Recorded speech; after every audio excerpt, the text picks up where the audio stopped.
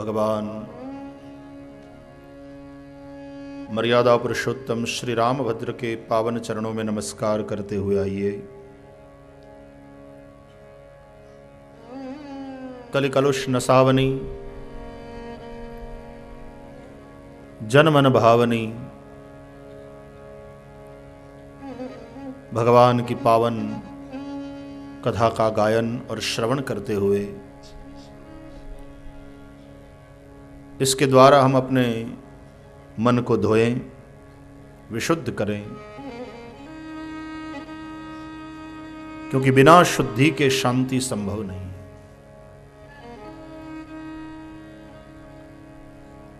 कलिकाल में मनुष्य कलुषित होता जा रहा है और उसी के कारण अशांत होता जा रहा है।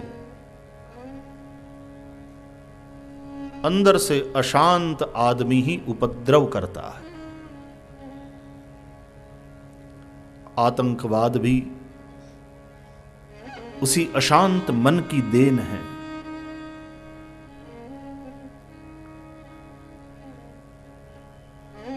इसलिए अध्यात्म पथ पर चलना, चाहे जिस ज्ञाति का हो, जिस जाति का हो, जिस संप्रदाय का हो, जिस देश का हो, हर व्यक्ति के लिए बहुत आवश्यक है। जो भीतर से शांत नहीं है वह सुखी भी नहीं है। अशांतस्य कुतः सुखम, गीता कहती है।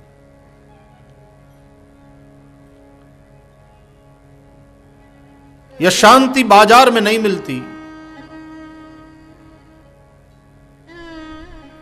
उसके लिए शुद्ध होना आवश्यक है। बिना शुद्धि के शांति नहीं है भैया, शुद्धि ही सिद्धि है।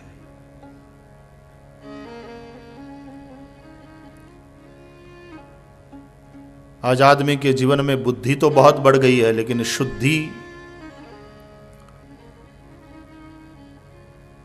खत्म होती जाती है।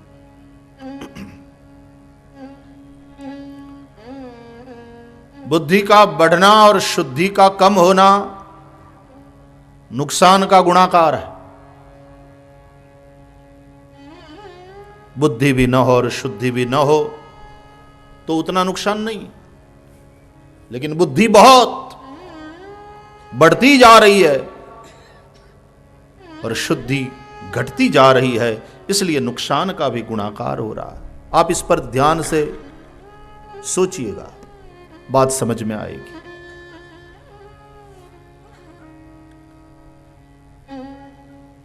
इसलिए विचार करने से यह बात स्पष्ट होती है कि चार प्रकार के लोग समाज में मिलेंगे: उत्तम, मध्यम, कनिष्ठ और अधम। उत्तम, श्रेष्ठ कौन है?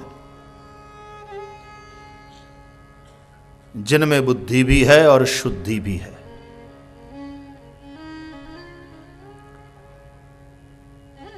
परम बुद्धिमान, प्रकांड विद्वान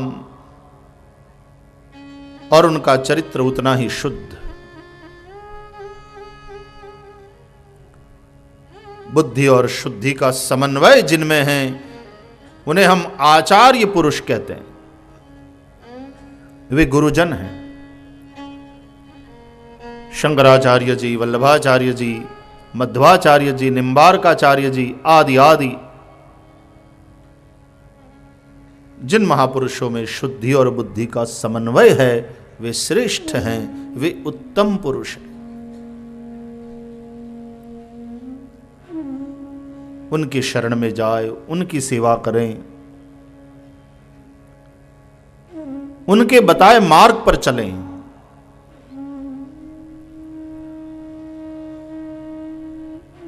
मध्यम, दूसरे प्रकार के जिनमें बुद्धि नहीं है लेकिन शुद्धि बहुत है।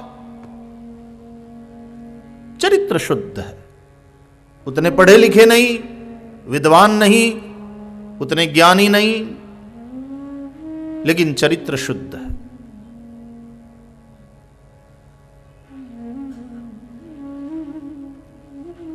उन्हें हम भक्त कहते हैं, सज्जन कहते हैं। उन भक्तों, वैष्णवों, सज्जनों का संग करें, उनके साथ रहें।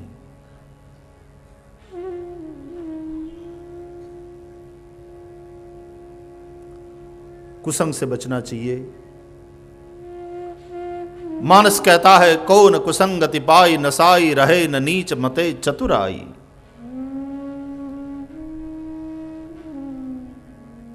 कुसंग ने किसकी बुद्धि को भ्रष्ट नहीं किया।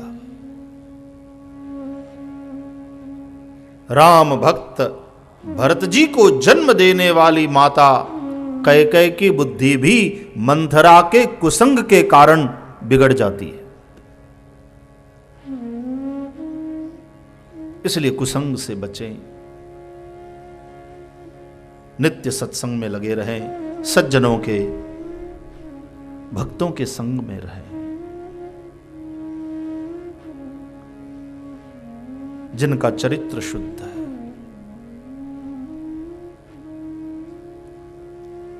तीसरे प्रकार के लोग कनिष्ठ, जिनमें बुद्धि भी नहीं और शुद्धि भी नहीं। चरित्र शुद्ध नहीं है, गलत मार्ग पर जा रहे हैं, लेकिन बुद्धि भी नहीं है, समझ नहीं है।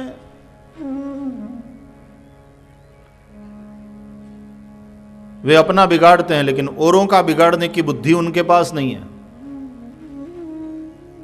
भटक रहे हैं, अज्ञानी है।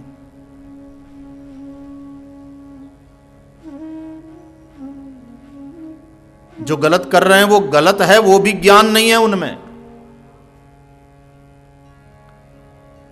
अंधकार में भटक रहे हैं।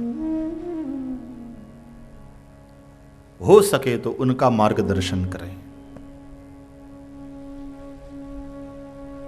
उन भूले भटकों को भी समझा बुझाकर अपने साथ ले आएं, सत्संग की ओर मोड़े।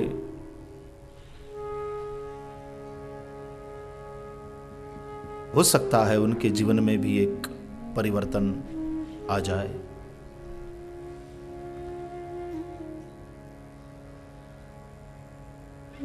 लेकिन चौथे प्रकार के लोग अधम,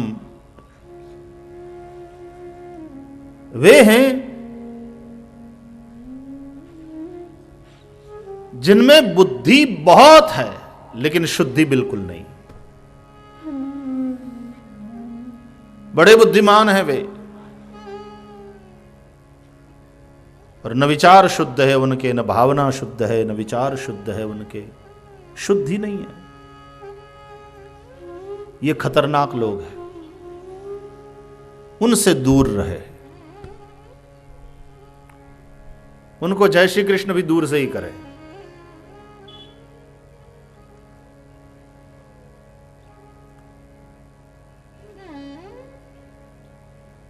चिंता का विषय यह है कि आजकल बुद्धि बढ़ती जा रही है, शिक्षा का प्रसार हो रहा है, विस्तार हो रहा है, अच्छी बात है।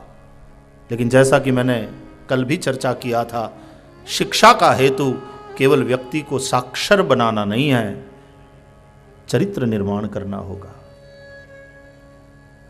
वरना नुकसान का गुणाकार होगा। आदमी बुद्धिमान होता चला जाएगा और उसका चरित्र यदि शुद्ध नहीं है तो स्वयं का, समाज का और राष्ट्र का बड़ा नुकसान करेगा।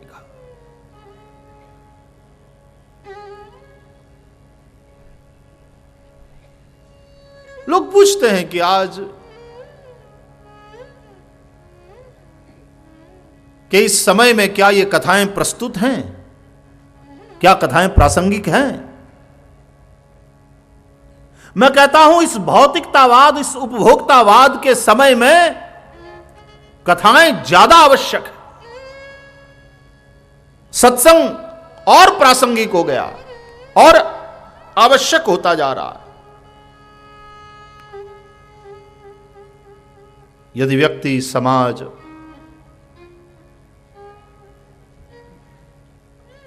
आध्यात्मिकता के द्वारा भौतिकता को संतुलित नहीं कर पाएगा। संघर्ष और अशांति के कारण वह टूट जाएगा।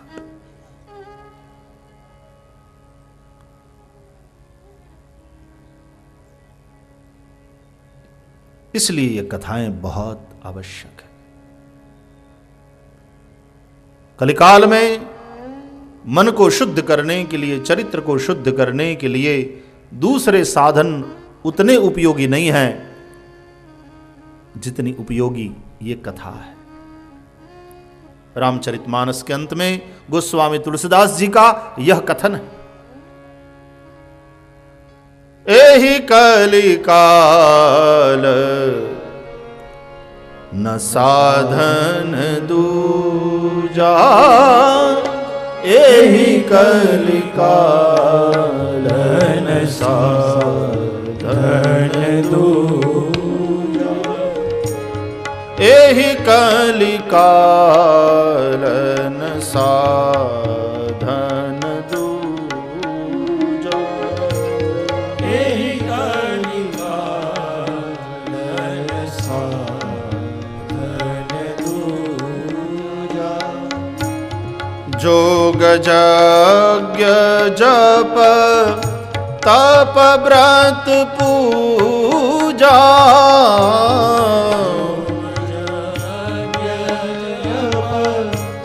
तप व्रत पूजा, जोग यज्ञ जप तप व्रत पूजा, जोग यज्ञ जप तप व्रत पूजा, राम ही सुमिरिय गाइय राम ही, राम ही सुमिरिय गाइय राम ही, संतत सुनिय राम गुण ग्राम ही, संतत सुनिय राम गुण गान, एहि कलिकाल न साधन दूजा, एहि कलिकाल न साधन दूजा, जोग यज्ञ जप तप व्रत पूजा, जप तप व्रत पूजा,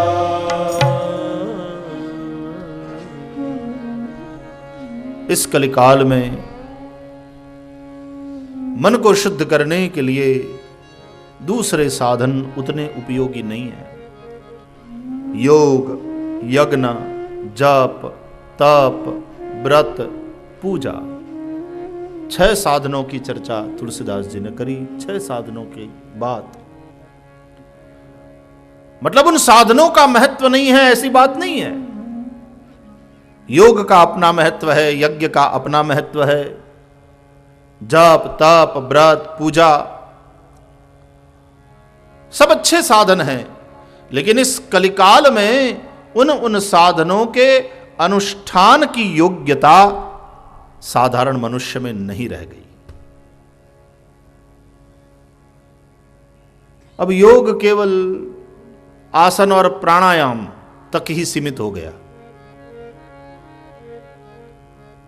और केवल शारीरिक स्वास्थ्य के हिसाब से और रोग निवृत्ति के हिसाब से उसका उपयोग विशेष रूप से हो रहा है,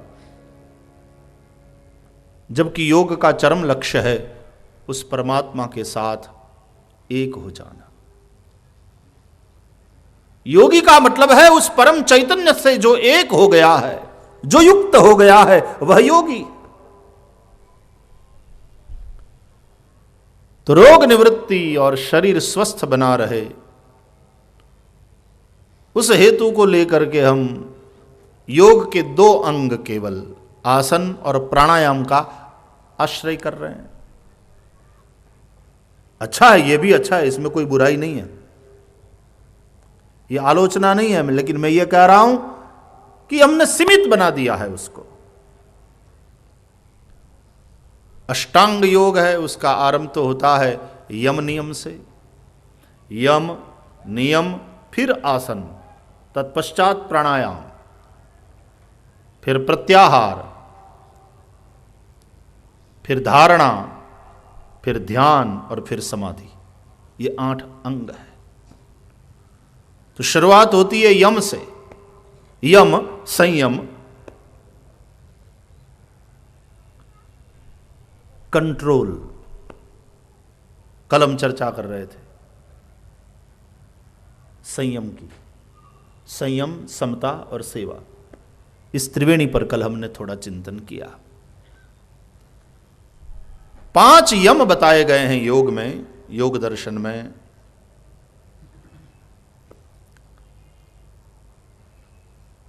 सत्य, अहिंसा, अस्तेय, अपरिग्रह, ब्रह्मचर्य। पहली बात है, क्या हम सत्य का पालन करते हैं? क्या हम झूठ बोलने से और गलत काम करने से अपने आप को रोक पाते हैं? लो, प्रथम ग्रासे मक्षिका।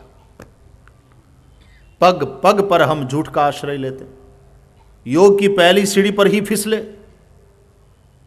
समाधि तक तो जाने की बात छोड़ो। और गोस्वामी तुलसीदास जी कहते हैं, धर्म न दूसर सत्य समाना।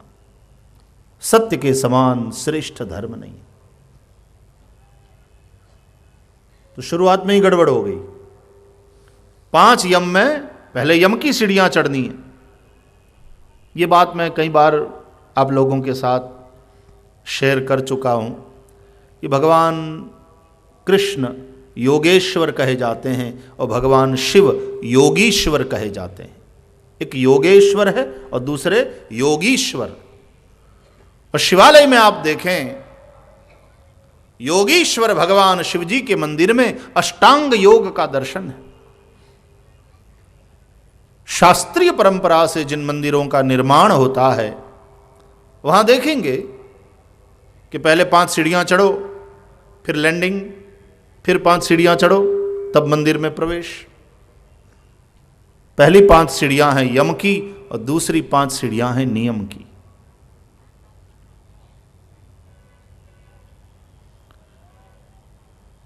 यम के द्वारा हम औरों के लिए निरुपद्रवी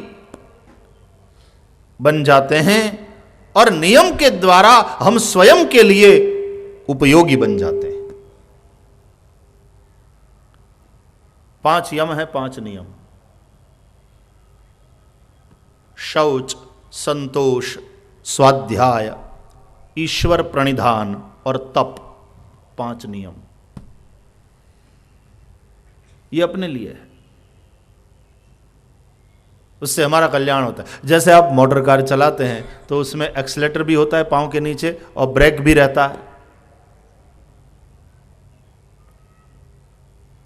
यम है ब्रेक और नियम है एक्सीलेटर। इन नियमों के पालन से साधना की गाड़ी आगे बढ़ती है, आध्यात्मिक विकास होता है, अध्यात्म पथ पर साधक आगे बढ़ता है। लेकिन पहले ब्रेक चेक करो। कहीं लंबी यात्रा के लिए चलते हैं तो ड्राइवर लोग सबसे पहले ब्रेक को चेक करते हैं, ब्रेक ठीक काम कर रहा है कि नहीं। लीवर ठीक काम नहीं कर रहा हो तो ज़्यादा से ज़्यादा आप यात्रा आगे नहीं बढ़ा पाओगे, लेकिन ब्रेक फेल हो गया तो अकस्मात की संभावना रहती है, ज़्यादा नुकसान है।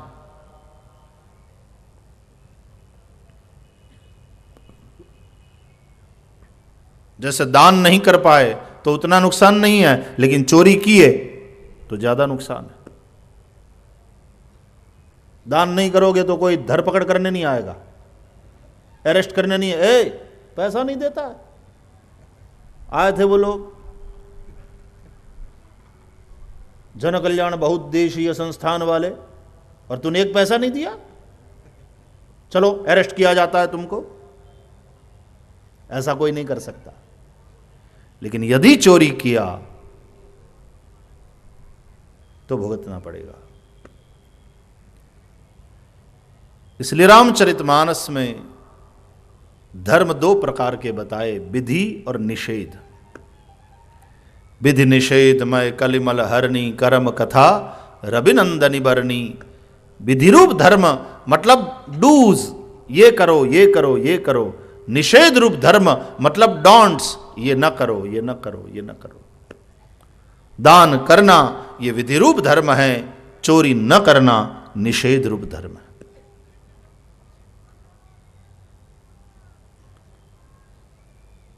तो ब्रेक फेल नहीं हो जाना चाहिए। क्या झूठ बोलने से आप अपने आप को रोक सकते हो?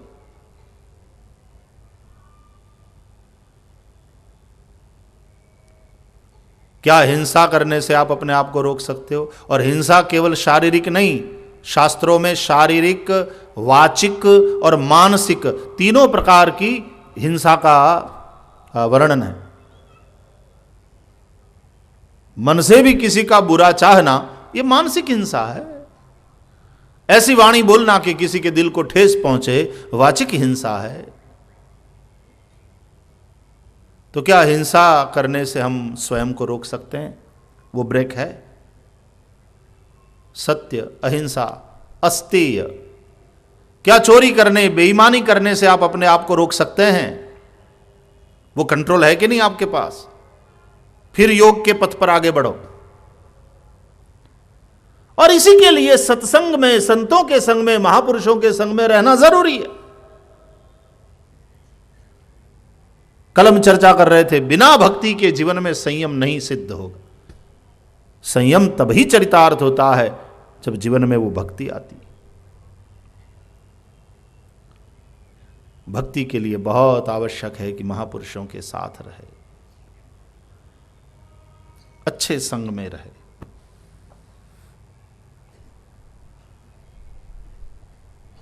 सत्य, अहिंसा, अस्तेय मतलब चोरी ना करना। अपरिग्रह, क्या जरूरत से ज्यादा संग्रह करने से आप स्वयं को रोक सकते हो? जी नहीं। अब ये मकान छोटा पड़ रहा है। मकान छोटा नहीं पड़ रहा है, सामान बढ़ गया है।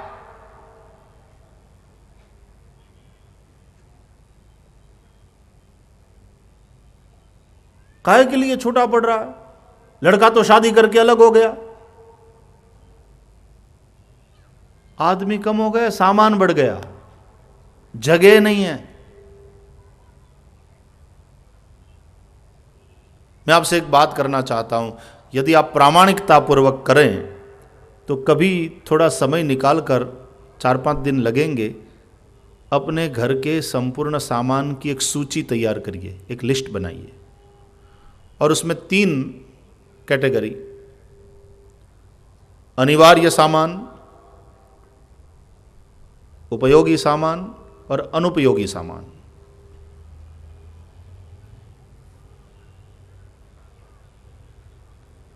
बिल्कुल प्रामाणिकता के साथ ये सूची तैयार करिएगा।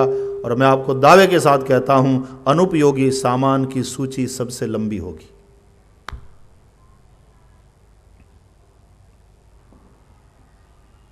घर है कि वेयरहाउस?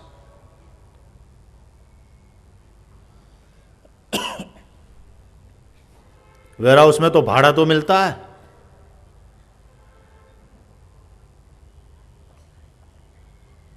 यहां तो ये सामान जगह रोक के खड़ा पड़ा है। और जो हमारे लिए अनुपयोगी है वो किसी जरूरतमंद के उपयोग में भी आ सकता है। यदि थोड़ी हिम्मत करके दे दो, पाओगे कि सामने वाले को वो उपयोगी हो रहा है, वो तुम्हें आशीर्वाद देगा, उससे तुमको मन का सुकून मिलेगा और लगेगा कि घर अचानक बड़ा हो गया, घर बहुत बड़ा हो गया। नया घर, नया मकान लेने की जरूरत नहीं है, यही कितना बड़ा हो गया देखो तो। असंग्रह या अपरिग्रह। भैया ये शाश्वत मूल्य है।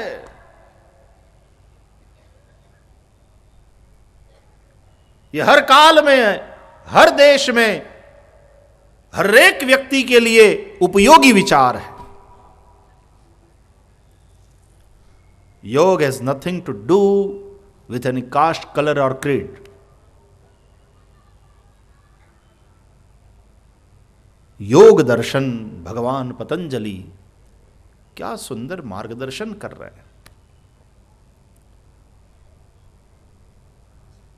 क्या विषय वासना की ओर अपने मन और इंद्रियों को जाने से आप रोक सकते हो? ब्रह्मचर्य। उसी के चलते आदमी अपना और दूसरों का नुकसान करता है। दुनिया में जितने भी अपराध हो रहे हैं आज, उन अपराधों को कैटेगराइज करो तो अर्थ संबंधी और काम संबंधी ही अपराध है। Crime related to money and crime related to sex, यही दो है कैटेगरी। अर्थ संबंधी और काम संबंधी अपराध, अर्थ के विषय में यानी संपत्ति के विषय में आदमी संयम नहीं बरत रहा है, पैसे के लिए गलत काम कर रहा है, या काम विषय में वह संयम नहीं बरत पा रहा है, इसलिए अपराध हो रहे हैं, बलात्कार जैसी घटनाएं हो रही हैं। क्यों? क्योंकि जो पहले है नींव धर्म, वो उसके जीवन में नहीं रह गया। धर्म, अर्थ, काम और मोक्ष, ये चार पुरुषार्थ है।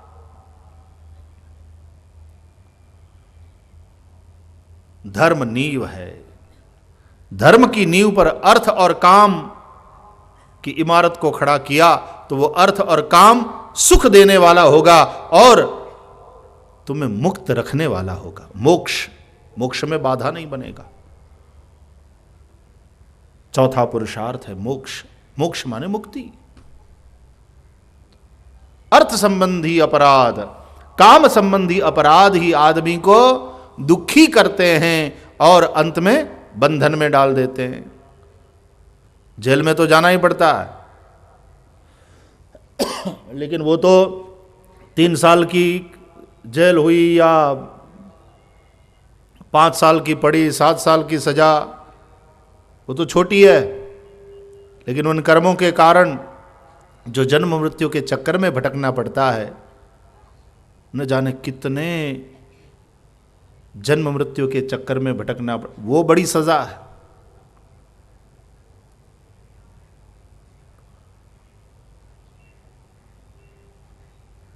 आहार निद्रा भयमैथुनंच सामान्यमे तत्पशुभिर्नराणाम धर्मो हि तेषाम अधिको विशेषो धर्मेण हीना पशुभिः समाना।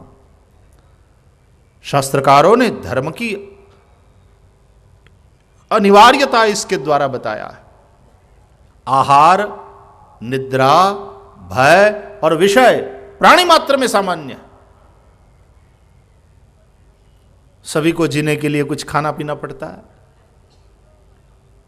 चाहे इंसान हो, चाहे कुत्ता हो, चाहे चींटी हो, चाहे सांप हो, आहार आवश्यक है। दूसरे, निद्रा, आराम की जरूरत सबको पड़ती है, सब प्राणियों को। तीसरी बात, भय, प्राणी मात्र में भय की वृत्ति है।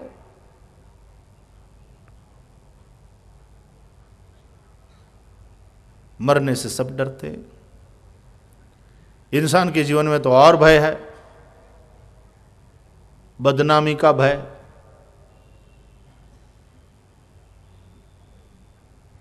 कुत्ते के जीवन में वो भय नहीं है कि हाय इसने मुझे पीटा, 5 लोगों ने देखा, मैं तो बदनाम हो गया। ये चिंता कुत्ते को नहीं है। हाय वर्तमान पत्र में हमारी तो खबर छप गई और हम तो कई काम से बदनाम हो गए, हाय अब समाज क्या कहेगा। ये भय पशुओं में नहीं है। इंसान के जीवन में वो भय भी है, क्योंकि सोशल एनिमल है ना।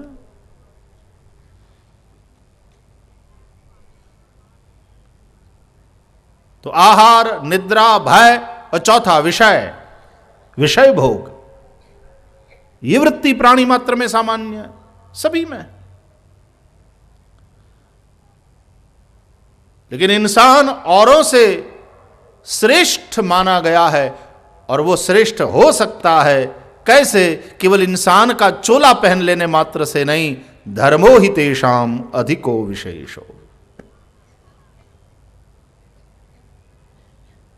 वो धर्माचरण करता है तब उसकी विशेषता है, तब अन्य प्राणियों से उसकी श्रेष्ठता सिद्ध होती है। धर्मेण हीना पशुभिः समाना, जिसके जीवन में धर्म नहीं है वह पशु समान है। साक्षात पशु पुच्छ विषाणहीन, बिना सींग और पूंछ का पशु है वो।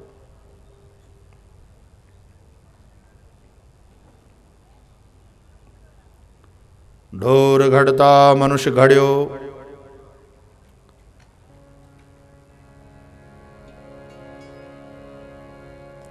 ढोर घड़ते मनुष्य घड़ा, भुला सींग और पूंछ। तुलसी हरि की भक्ति बिन, धिक दाढ़ी धिक मूछ।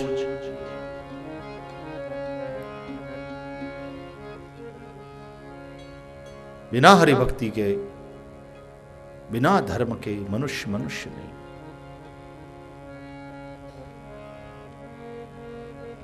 इसलिए धर्म आवश्यक है। क्यों? धर्म के द्वारा प्राप्त अर्थ और काम, अर्थ और काम बुरे नहीं है, लेकिन धर्म को छोड़कर यदि प्राप्त किया तो वो अर्थ और काम दुखी करेंगे और बंधन में डालेंगे। ऋषियों ने कहा, धर्माद अर्थश्च कामश्च स किमर्थम न सेव्यते। धर्म के द्वारा तुम्हें अर्थ और काम की प्राप्ति होगी, तुम उस धर्म का पालन क्यों नहीं करते? सुखी होना चाहते हो ना, और स्वतंत्र रहना चाहते हो ना, मुक्त रहना चाहते हो ना, बंधन पसंद नहीं ना, तो फिर धर्म करो ना। धर्मं भजस्व सततम त्यज लोक धर्मान, सेवस्व साधु पुरुषान, जहि काम तृष्णाम, अन्यस्य दोष गुण चिंतनमाशु मुक्त्वा, सेवा कथा रसमहो नितराम पिबत्वम्। भागवत जी के महात्म्य का श्लोक है। धर्मं भजस्व सततम त्यज लोक धर्मान, सेवस्व साधु पुरुषान, जहि काम तृष्णाम, अन्यस्य दोष गुण चिंतनमाशु मुक्त्वा।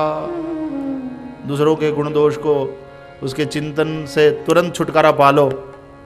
सेवा कथा रसमहो नितराम पिबत्वम्। भगवत सेवा में लग जाओ, भगवत कथा सत्संग में मन को लगाओ, धर्माचरण करो। पहले धर्म। और राम क्या है? हम राम की कथा क्यों सुन रहे हैं? रामो विग्रहवान धर्मः। श्री राम धर्म का मूर्तिमंत रूप है। इसलिए हम राम कथा सुनते हैं, सुन रहे हैं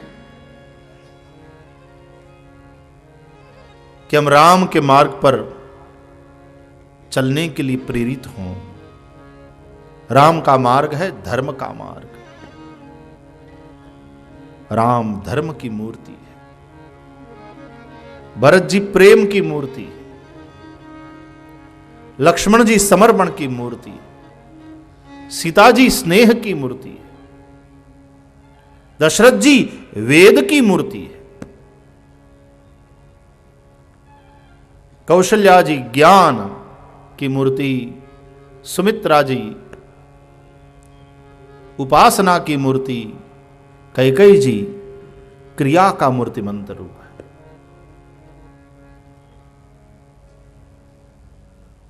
जैसे जैसे कथा में आगे बढ़ेंगे, इन सभी पात्रों का हम दर्शन करेंगे। बहुत सुंदर भाव है। जहां तक राम कथा की कहानी का सवाल है, अब सब सुपरिचित हैं। यदि आप में से किसी को यहां बिठा दिया जाए कि भाई आप राम कथा सुनाओ, आप सुना सकते हो, सबको पता है। और हमारे शास्त्रकारों ने, विद्वानों ने तो राम कथा को एक श्लोक में भी कह दिया, आदौ राम तपोवनादिगमनम हत्वा मृगम कांचनम वैदेही हरणम जटायु मरणम सुग्रीव संभाषणम वाले निग्रहणम समुद्रतरणम लंकापुरी दाहनम पश्चाद रावण कुंभकर्ण हननम च एतद्विरामायणम। इतनी ही तो है राम कथा, एक श्लोक में हो गई पूरी राम कथा। लो 9 दिन क्यों, रोज 4-4 घंटा, ये तो एक ही श्लोक की बात है।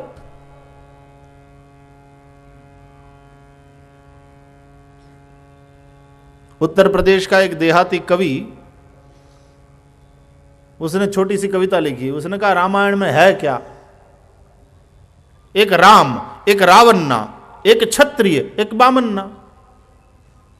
एक राम, एक रावन्ना, एक क्षत्रिय, एक बामन्ना। उसने उसकी नारी चुराई तो उससे उसकी भई लड़ाई, इतनी बात की बातन्ना, और तुलसी लिखी गए पोथन्ना। बात तो केवल इतनी सी थी और तुलसीदास जी ने पूरी पोथी लिख डाली।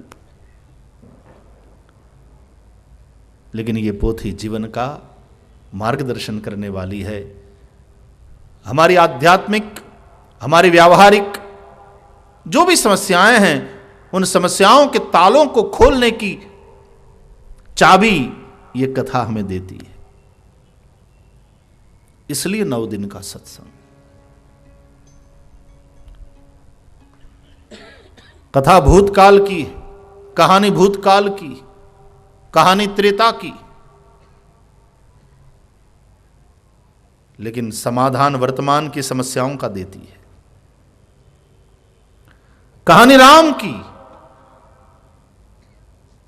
लेकिन मार्गदर्शन हमारे लिए।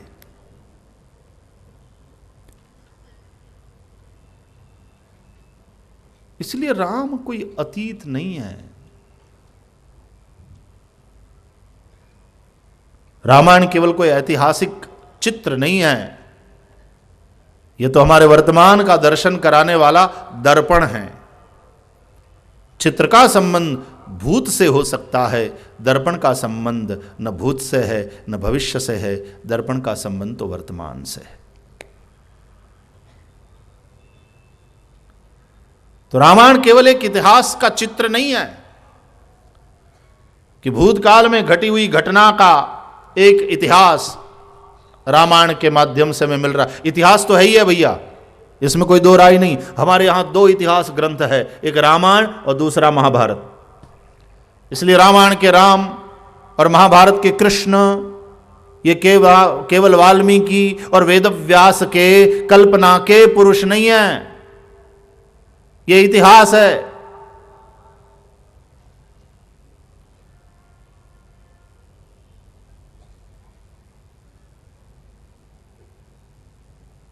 इसलिए उनके द्वारा निर्मित सेतु भी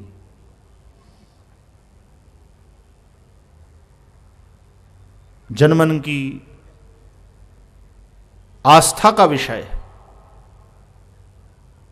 मैन मेड है कि नहीं राम सेतु, प्रश्न ये नहीं है। ये कहने वाले कि राम इंजीनियर नहीं थे, उनके पास कोई ऐसी डिग्री नहीं थी। मेरे पास इंजीनियर की डिग्री नहीं है तो क्या मैं कॉलेज नहीं बनवा सकता हूं? कॉलेज बनवाने के लिए मेरा इंजीनियर होना कोई आवश्यक नहीं है। और आज की यूनिवर्सिटी की कोई डिग्री नहीं हो इंजीनियरिंग की, नल नील के पास, वो इंजीनियर थे ना। रामायण के अनुसार नल नील ये देवताओं के इंजीनियर है। मद्रास की यूनिवर्सिटी में ना पढ़े हो, तमिलनाडु की यूनिवर्सिटी में ना पढ़े हो तो कोई बात नहीं, देवों की यूनिवर्सिटी में पढ़े हैं वे। अभी एक बड़ा सुंदर एसएमएस आया, कि राम सेतु है? बोले हां, राम से तू है। तो पूछ रहा है राम सेतु है? भैया राम से तू है, क्योंकि वो पूरे संसार का बाप है, हम सभी उन्हीं की संतान है। प्रश्न ये नहीं कि मैन मेड है कि नहीं। यहां थीम रखी है राम सेतु की, देखो लगे हैं सब काम करने में, राम सेवा में।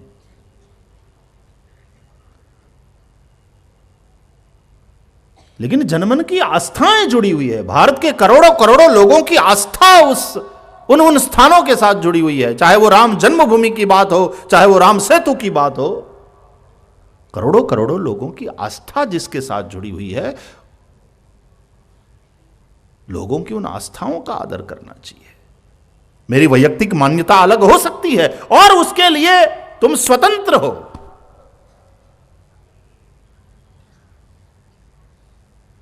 लेकिन करोड़ों करोड़ों लोगों की जो आस्थाएं हैं, और याद रखना, कोई यदि ये पूछे कि वो आस्थाएं महत्वपूर्ण इतनी क्यों हैं, वो इसलिए कि उन्हीं आस्थाओं ने इस राष्ट्र को अभी तक बनाए रखा है।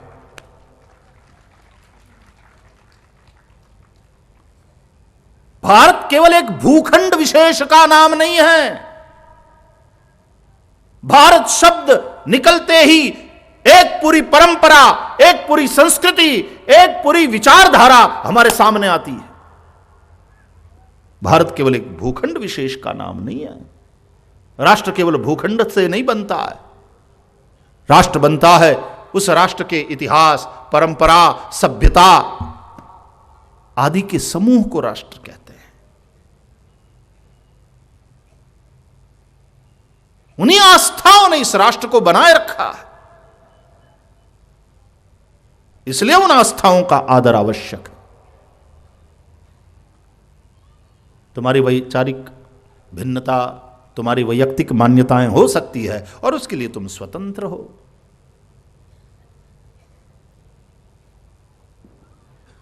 तो हां भैया, राम से तू है और राम से तू है, क्योंकि श्री राम परात्पर ब्रह्म हैं और वे ही इस सृष्टि के अभिन्न निमित्तोपादान कारण हैं।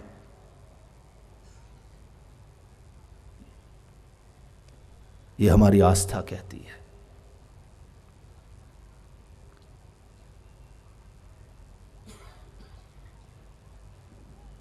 जग कारण तारन भव भंजन धरनी भार, की तुम अखिल भुवन पति लीन मनुज अवतार।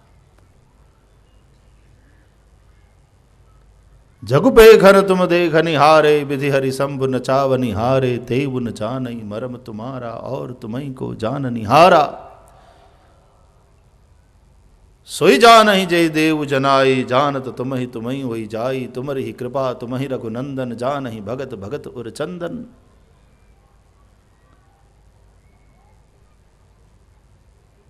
श्री राम परात्पर ब्रह्म है। राम ब्रह्म परमार्थ रूपा, अभिगत अलख अनादि अनूपा, सकल विकार रहित गत भेदा, कहि नित नेति निरूप ही बेदा।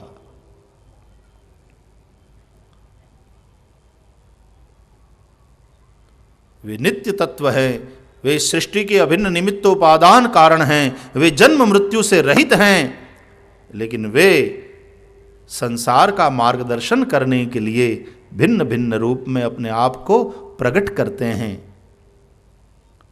अव्यक्त से व्यक्त हो जाते हैं और फिर व्यक्त से अव्यक्त हो जाते हैं। न जन्म है उनका, न मृत्यु है। लेकिन लोक शिक्षा के लिए प्रभु की ये लीलाएं हैं। विप्रधेनु सुर संत हित लीन मनुज अवतार, और मनुज के रूप में ही आते हैं, ये बात नहीं है। कभी मछली, कभी कूर्म, कभी वराह। जिस समय समाज जिस समस्या का सामना कर रहा है, उस समस्या के समाधान के लिए भिन्न भिन्न रूप में प्रभु अपने आप को प्रकट करते हैं। जब जब होई धर्म के हानि, बाढ़ई असुर अधम अभिमानी, करही अनीति जाय नहीं बरनी, सीधहि विप्र धेनु सुर धरनी, तब तब प्रभु धरि विविध शरीरा, हरहि कृपा निधि सज्जन पीरा। तब तब प्रभु भिन्न भिन्न रूपों में अपने आप को प्रकट करते हैं और समस्या का समाधान देते हैं। अवतार, अवतरण, कमिंग डाउन, वो जो सबसे ऊंचा है, वो जो सबसे महान है, वो नीचे उतर जाता है, मनुष्य रूप लेकर आता है तो बिल्कुल हमारे बीच में हमारे जैसा होकर के रहता है। इसलिए मानव की जो मर्यादाएं हैं, उन मर्यादाओं का भी उन्होंने स्वीकार किया है। वे असीम होते हुए भी, वे अजन्मा होते हुए भी, वे मरण धर्मा नहीं है, वो तो नित्य हैं। फिर भी जब मनुष्य रूप लेकर के आते हैं तो उन सभी मर्यादाओं के स्वीकार के साथ वे लीला करते हैं। चाहते तो सिंधु को सुखा भी सकते थे, लंका पहुंच जाते, लेकिन मनुष्य वाली मर्यादाओं का स्वीकार किया कि साधारण मनुष्य तो सिंधु को सुखा नहीं सकता। उसके लिए तो उपाय यही है कि सेतु बनाया जाए। और समुद्र ने कहा भी है, प्रभु यदि आप चाहे तो एक बाण से मुझे सुखा सकते हैं, लेकिन आप तो मानवों की मानवीय समस्याओं का मानवीय समाधान प्रदान करने के लिए प्रकट हुए हैं, तो मानवीय समाधान यही है कि सेतु बनाया जाए। और तब प्रभु ने सेतु रचना के लिए प्रेरित किया, आदेश दिया और सेतु बनाया गया।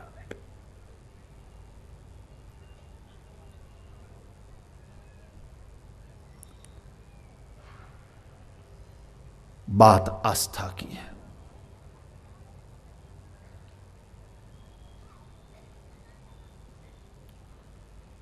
गुजराती शायर ने लिखा है, श्रद्धा नो ज्યાં हो विषय पुरावानी शी जरूर, कुरान मां क्यांय पयंबरनी सही नहीं।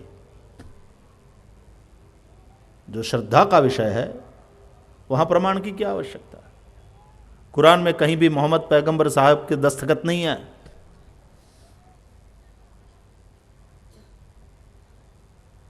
गीता पर कहीं श्री कृष्ण ने दस्तखत नहीं किए कि yes this song is sung by me and this is true copy.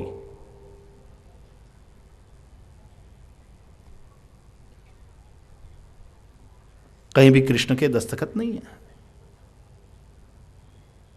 लेकिन हिंदुओं की आस्था जुड़ी है। गीता श्री कृष्ण का वो गायन है कुरुक्षेत्र में, जिसने किंग कर्तव्य विमूढ़ अर्जुन को कर्तव्य पथ पर चलने के लिए प्रेरित किया।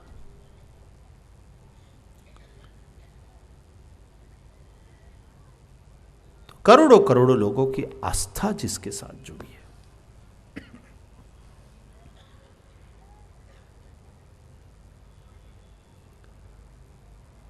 उन आस्थाओं का इसलिए आदर करना चाहिए कि उन्हीं आस्थाओं से राष्ट्र बना है और राष्ट्र टिका है उन्हीं आस्थाओं के आधार पर।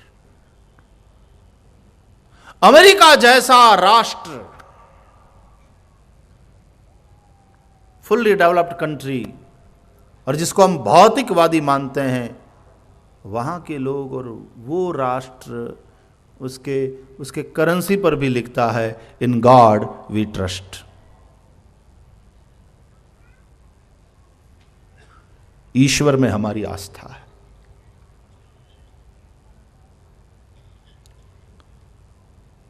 आस्था है जीवन का आधार। भैया आप एरोप्लेन में जाते हो ना, एक विश्वास है कि ये पायलट पहुंचाएगा। आप ट्रेन में बैठते हो ना एक आस्था के साथ, और सो जाते हो इसलिए कि वो जाग रहा है, ये विश्वास है कि ड्राइवर जाग रहा है। मोटर कार में जाते हो, कोई और चला रहा है और तुम पीछे आराम से सो जाते हो, क्यों? विश्वास है, ड्राइवर जाग रहा है, कुशल है, ठिकाने पर पहुंचाएगा। और सिखाऊ हो, सो पाओगे? ठीक से बैठ भी नहीं पाओगे, पीछे अढ़ेल के आगे वाली सीट को पकड़ करके हनुमान चालीसा का पाठ करोगे।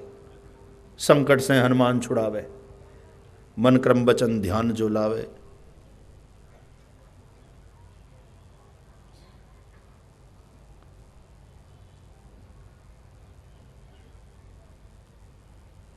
विश्वास पर चल रही है दुनिया।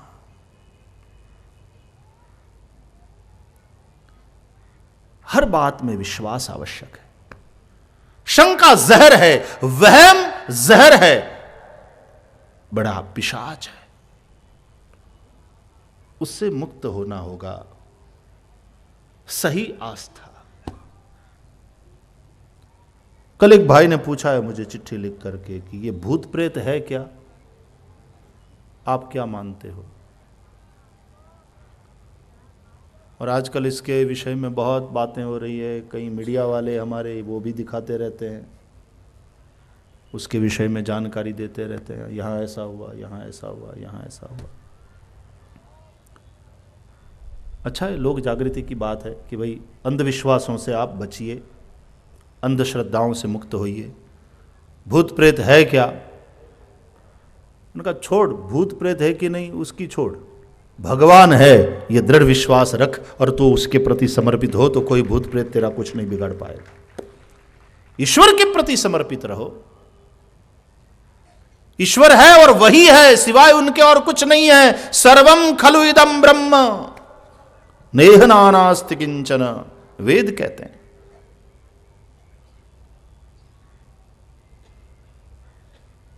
उसमें आस्था रखो तो भैया वहम ना हो, विश्वास हो।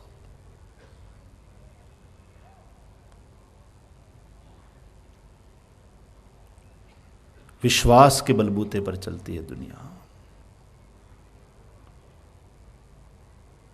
और विश्वास अंधा नहीं है। श्री रामचरितमानस में शंकर जी को विश्वास का घनीभूत रूप माना गया। भवानी शंकरौ वंदे श्रद्धा विश्वास रूपिणौ। भवानी श्रद्धा है, शिव विश्वास है, और शिव त्रिलोचन है। वो अंधा कैसे हो सकता है? विश्वास अंधा कैसे हो सकता है? विश्वास तो त्रिलोचन है। और ये तीसरा लोचन जो है वो ज्ञान दृष्टि है। जिसको जानते हो उसमें विश्वास होता है। परमात्मा को जानो, वह केवल मान्यता का नहीं, अनुभूति का विषय है। तुलसीदास जी कहते हैं अनुभव गम्य भजहि जेहि संता। हम ईश्वर को मानते तो हैं, लेकिन प्रश्न यह है कि क्या हम जानते हैं? और तुलसीदास जी कहते हैं जाने बिनु न होई परतीति,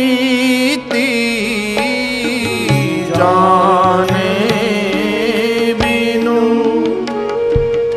न होई परतीति,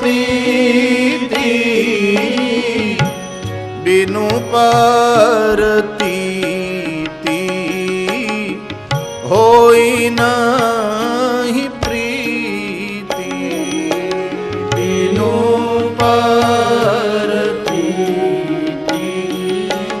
होई नहीं प्रीति, बिनु परतीति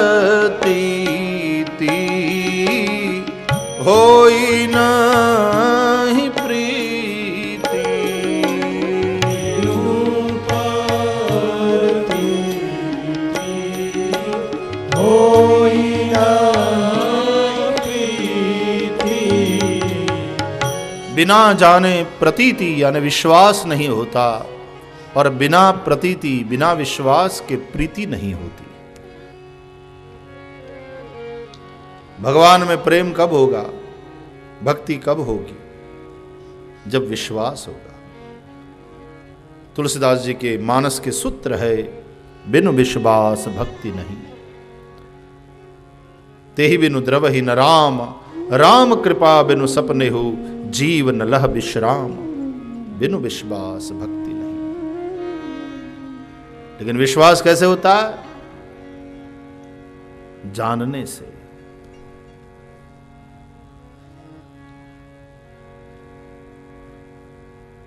एक सूत्र है, जिसमें भी महत्व बुद्धि होती है उसमें प्रेम होता है।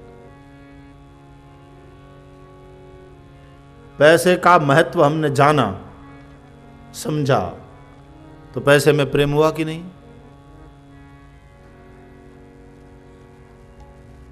परमात्मा के महत्व को अभी हम जाने नहीं हैं, समझे नहीं हैं, इसलिए परमात्मा के प्रति जैसा प्रेम होना चाहिए वैसा नहीं है। इसलिए जाने, महत्व को जाने।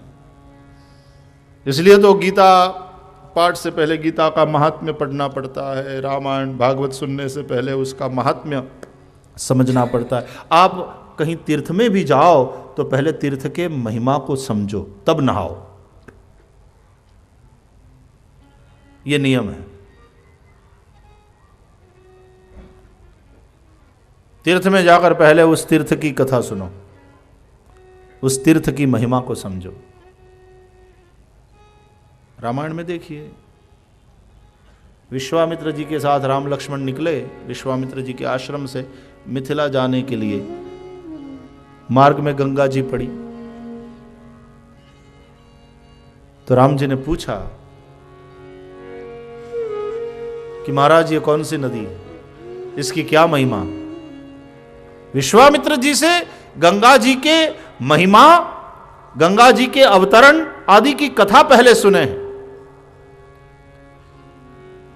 और तब प्रभु ऋषि समेत नहाए, बाद में स्नान किया।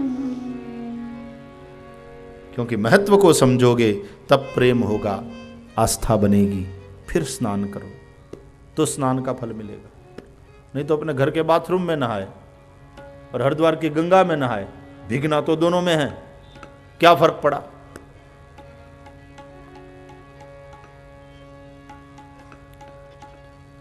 और गंगा जी की महिमा को यदि समझे हैं तो नागपुर के अपने मकान के बाथरूम में नहाते समय भी आप गंगा जी को याद कर लोगे। हाँ? गंगा सिंधु सरस्वती च यमुना गोदावरी नर्मदा कावेरी सरयू महेंद्र तनया चर्मण्वती वेदिका क्षिप्रा वेत्रवती महासुर नदी ख्याता जया गंडकी पूर्णा पूर्ण जलय समुद्र सहिता कुर्वन्तु मे मंगलम। स्मरण करोगे सभी सरिताओं का। गंगे च यमुने चैव गोदावरी सरस्वती नर्मदे सिंधु कावेरी जलेस्मिन् सन्निधिं गुरु। अपने टब के पानी में उन सभी सरिताओं का आवाहन करोगे तब नहाओगे और तीर्थ स्नान का पुण्य पाओगे। और बिना महिमा को समझे गंगा में भी गोता लगाया तो क्या फायदा है?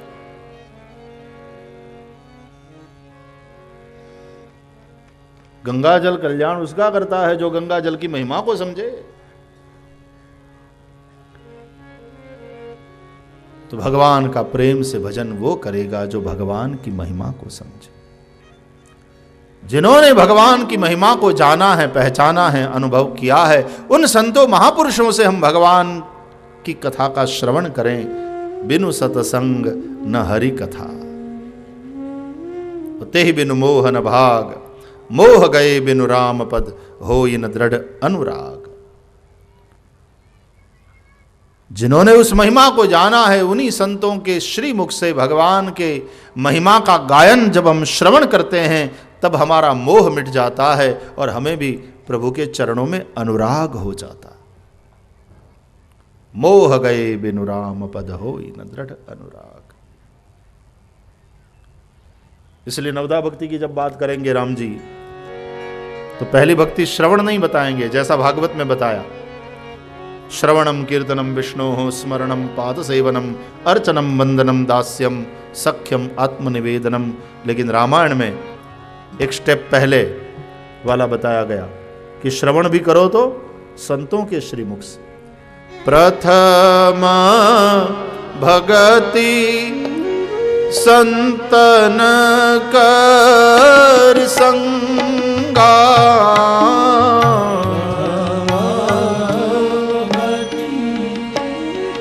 संतन कर संगा दूसरी रति मम कथा प्रसंगा दूसरी रति मम कथा प्रसंगा।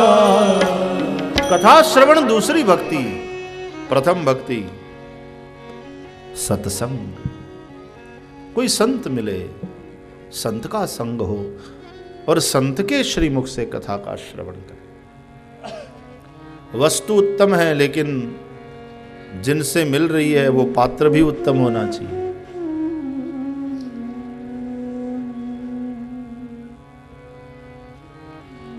एक आदमी को बहुत प्यास लगी थी, जोरों की प्यास लग रही थी, बिना पानी के मरा जा रहा था। तब अचानक आकर के किसी ने उसको एक पात्र में पानी दिया, लो भाई, बहुत प्यास लग रही है ना, ये है गंगा जल। बोलो, मरते हुए प्यासे को पानी भी मिला तो गंगा जल का, उससे बढ़कर बात और कौन हो सकती? गंगा जल।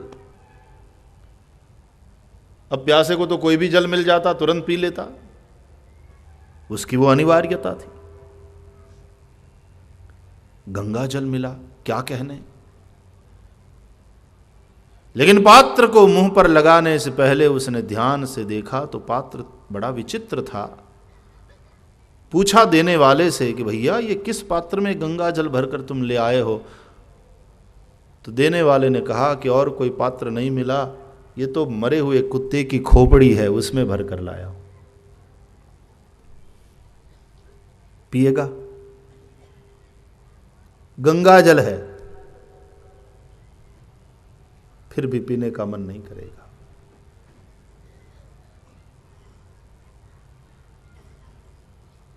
तो उत्तम वस्तु है ये तो, ज्ञानामृत, कथामृत। लेकिन जिस पात्र के माध्यम से मिले वो पात्र भी उतना ही श्रेष्ठ।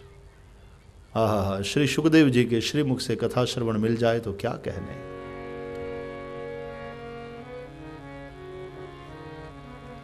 संतों महापुरुषों के श्रीमुख से कथा का श्रवण मिले, क्या कहना है।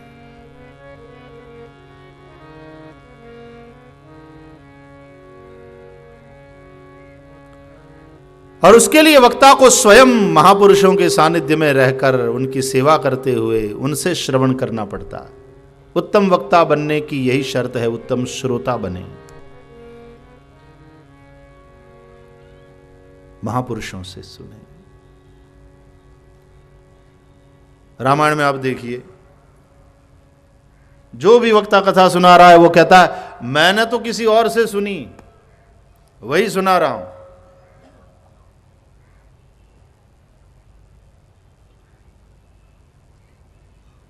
तुलसीदास जी कहते हैं जाग बलिक जो कथा सुहाई, भरद्वाज मुनि बर ही सुनाई। वो जो संवाद है वो तुम्हें सुना रहा हूं। और याज्ञवल्क्य महाराज भरद्वाज जी को कथा सुनाते समय ये कहेंगे, ये कथा तो भगवान शिव जी ने पार्वती के प्रति गाया था।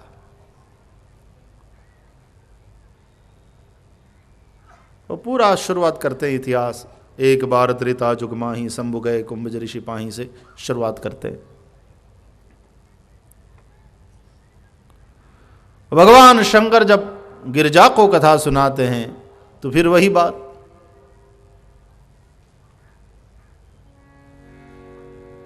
सुन शुभ कथा भवानी रामचरित मानस बिमल, कहा भुसुंडी बखानी और सुना बिहग नायक गरुड़। 100 संवाद उदार जही विधि भा आ गए कहब। महादेव जी भी यही कहेंगे। और भुसुंडी जी जब कथा सुनाते हैं गरुड़ जी को तो वो भी कहते हैं मैंने तो शंकर जी से जो पाया है, जैसा सुना है वही सुना रहा हूं। क्योंकि सोई शिव काग भुसुंडी ही दीना।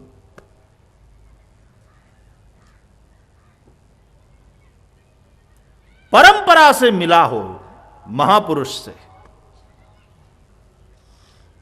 केवल चोपड़ी से खोपड़ी में आ गया हो ऐसे नहीं। परंपरा से श्रवण किया हो, किसी संत की शरण में रहे हों, सेवा किए हों, साधना करते हुए महापुरुषों ने भरा हो जिसको,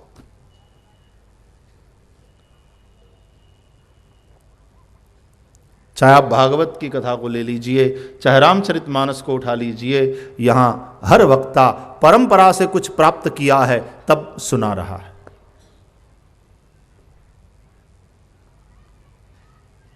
और जिस भी महापुरुष ने हमें प्रेरित किया हो उसके प्रति हमेशा गुरु भाव रहना चाहिए,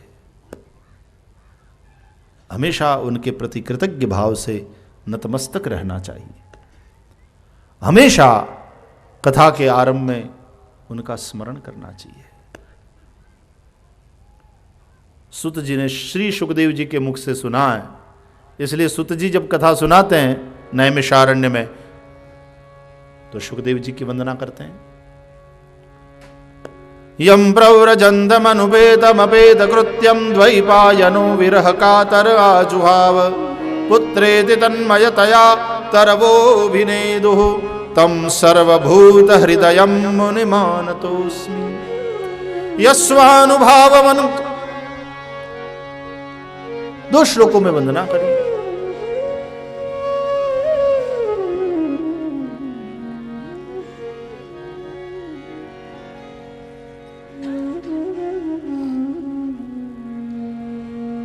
हमेशा उनके प्रति कृतज्ञ रहे।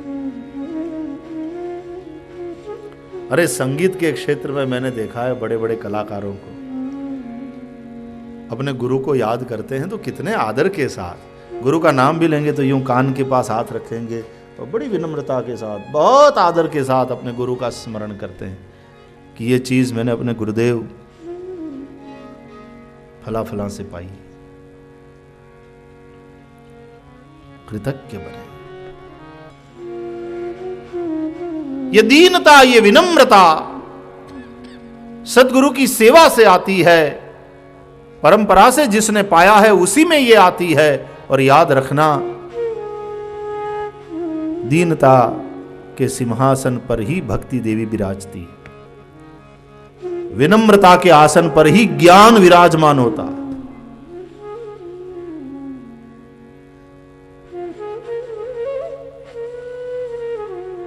महज जानकारी तो आदमी को अहंकारी बना सकती है।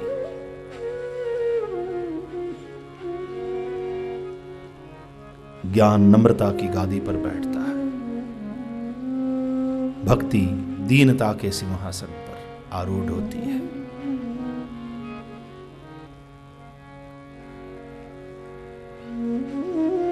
इसलिए महापुरुषों से सुने।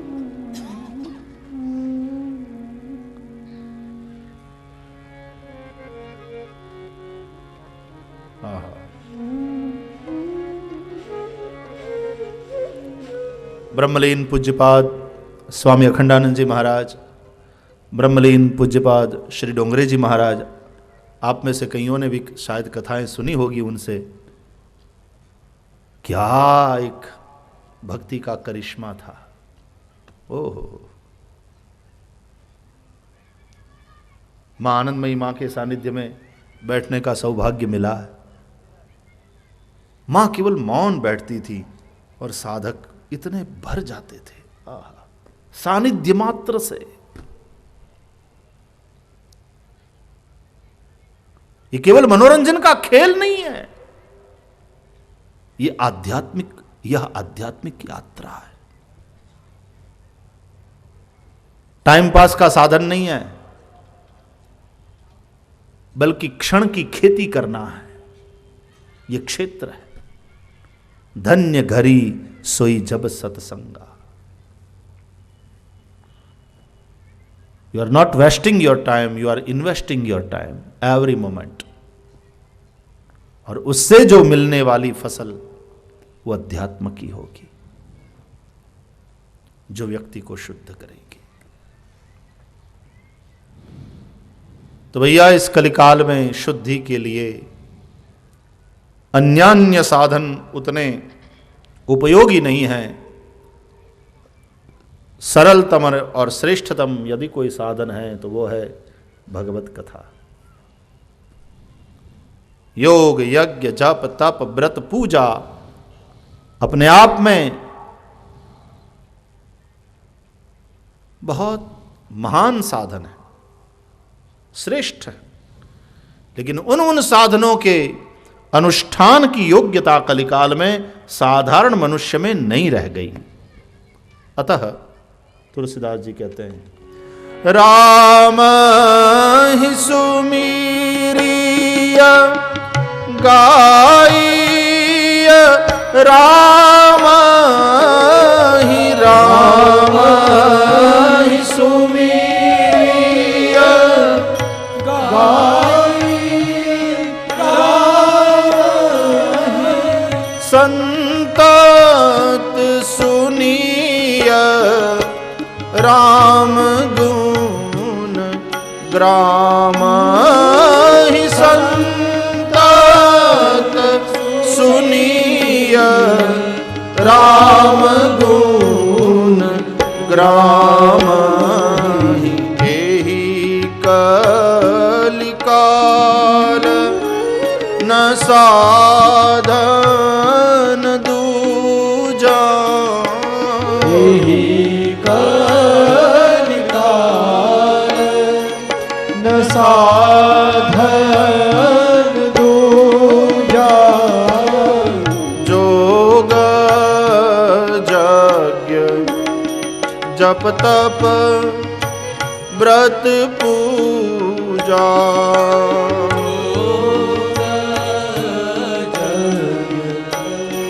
जप तप व्रत पूजा, जप तप व्रत पूजा, जप तप व्रत पूजा, जप तप व्रत पूजा, जप तप व्रत पूजा।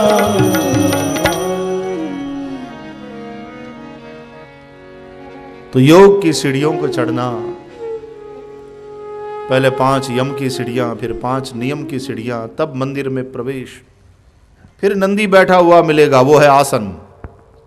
नंदी का संबंध आसन से, एक तरफ हनुमान जी, उनका संबंध प्राणायाम से, नंदी के आगे कछुआ, उसका संबंध प्रत्याहार से है, एक तरफ गणपति है, उनका संबंध धारणा से है, अंदर है गिरजा, उसका संबंध ध्यान से है, और शिवलिंग, शिव समाधि, अष्टांग योग है शिवालय में। तो 5 यम, 5 नियम,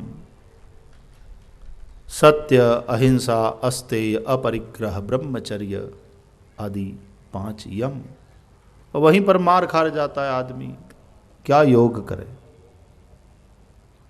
जीवन में संयम नहीं है, न खाने में संयम, न इंद्रियों के आहार विहार में कोई संयम, न अपने जीवन में कोई नियम, और फिर सीधे ही आसन और प्राणायाम करे और हम समझे कि हम निरोगी हो जाएंगे।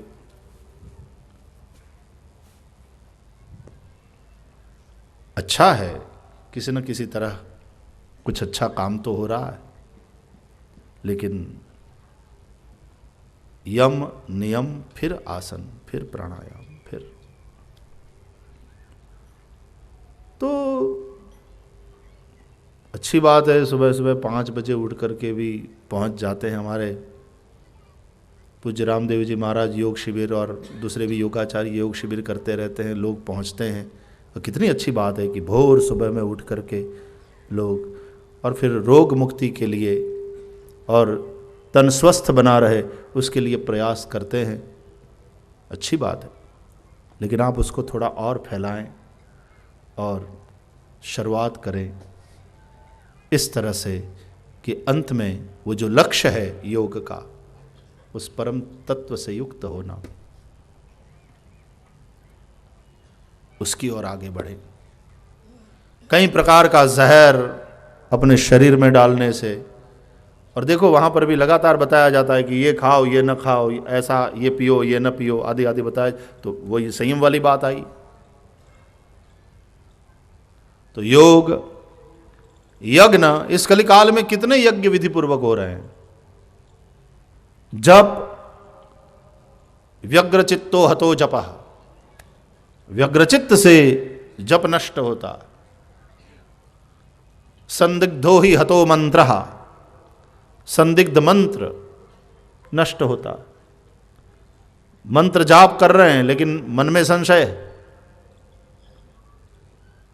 इसलिए नवदा भक्ति में ये बात भी आई, राम जी ने 5वीं भक्ति बताया, मंत्र जाप मम लेकिन दृढ़ विश्वासा, पंचम भजन सुबेग प्रकाश। दृढ़ विश्वास के साथ मेरे मंत्र का जाप, 5वीं भक्ति। शांति पूर्वक वेदोक्त मंत्र हो, मंत्र सिद्ध महात्मा से दीक्षित हुए हो हम, और फिर पूरे नियम और संयम के साथ जपानुष्ठान करें, एक विश्वास के साथ, तो फिर जप उपयोगी बनते हैं। योग यज्ञ जप तप, तप के लिए जो सहिष्णुता चाहिए वो कहां है आजकल। हम तो सुविधा प्रिय हो रहे हैं, हर एक प्रकार की सुविधा, आदमी साधनों का गुलाम बनता जा रहा है। अब यदि लाइट चली जाए तो कितनी तकलीफ, मोबाइल गुम हो जाए तो बड़ी असुविधा, क्योंकि एक एक साधन अब हमारे पास इतने सारे हैं, और उन्हीं साधनों के फिर न होने से जो असुविधाएं उत्पन्न होती है। जब वे साधन नहीं थे तो ऐसा नहीं लग रहा था, लेकिन अब उन साधनों के हम आदी हो गए हैं, तो उन साधनों के बगैर रहना बड़ा मुश्किल प्रतीत हो रहा है। अब जीते तो तब भी थे जब ये साधन नहीं थे।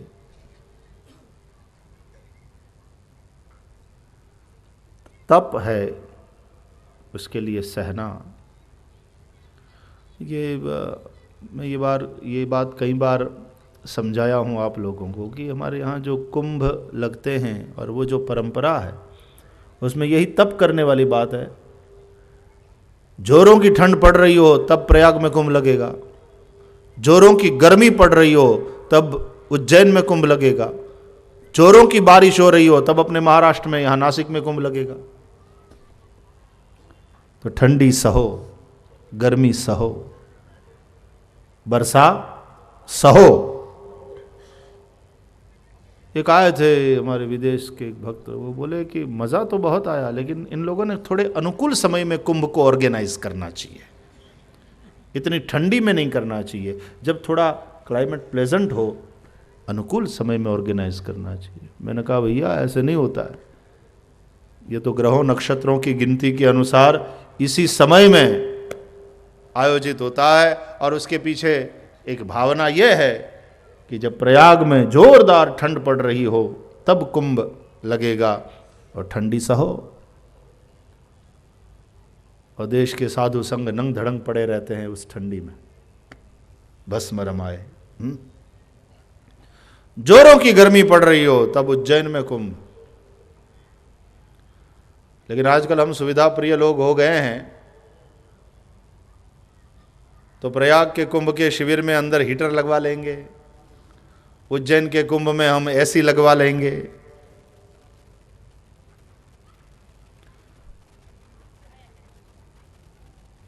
और नासिक वाले कुंभ में हम बढ़िया सा पक्का सा मकान बनवा लेंगे। झोपड़ी होगी घास फूस की तो पानी भीतर आएगा।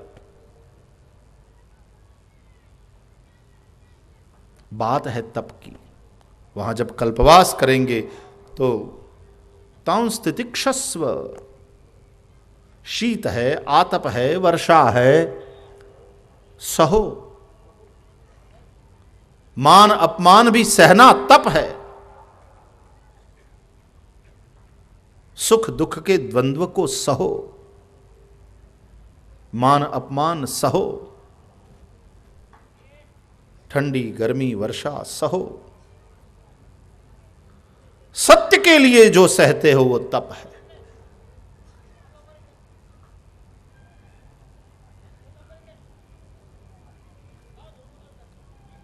आज कहां वो सहिष्णुता रह गई हम लोगों में। जोग यज्ञ जप तप व्रत, व्रत के लिए संयम चाहिए, संयम का अभाव। पूजा, पूजा के लिए सावधानी चाहिए। करवा तो रहे हैं सत्यनारायणाची महापूजा आणि करते काय आम्ही? बसतो आणि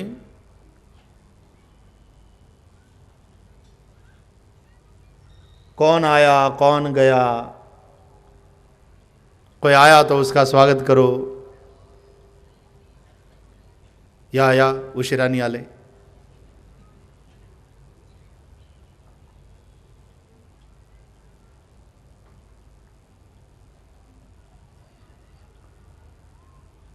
ध्यान पूजा में नहीं है, इसलिए पंडित जी जब पानी पीने के लिए बोलते हैं तो छोड़ देता है, और छोड़ने के लिए बोलते हैं तो पी जाता है।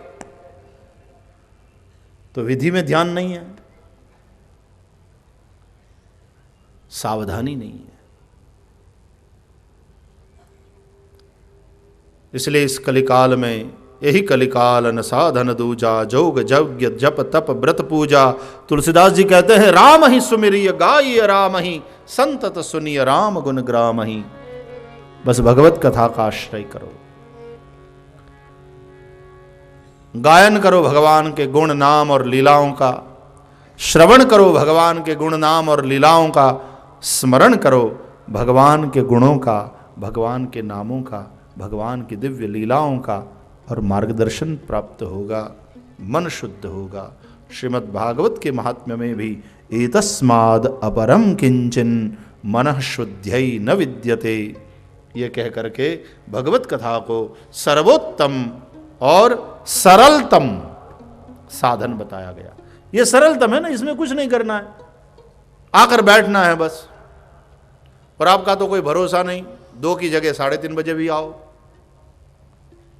ये भी तो बंधन थोड़ा स्वीकार किया है कि नहीं 2 बजे बैठ के जाकर के बैठ ही जाना है, मौज आपकी। और बीच में कभी एक दिन गुटली मार गए आपकी मौज, कोई पूछने वाला तो है नहीं, इसमें कोई अपराध तो नहीं बनता। सरलतम और श्रेष्ठतम ऐसा साधन है भगवत कथा। और आ गए तो थोड़ी भी कथा, भैया 10 लीटर दूध का दही बनाना है तो 10 लीटर जामन की जरूरत नहीं पड़ती। थोड़ा सा जामन दे दिया और दूध दही बन जाता है। यदि 9 दिन पूरे नहीं आ पाए तो 1 घंटे की कथा का श्रवण भी आपके जीवन में क्रांति कर सकता है। इसलिए तो कहा गया क्षणोत्रैव सुदुर्लभः।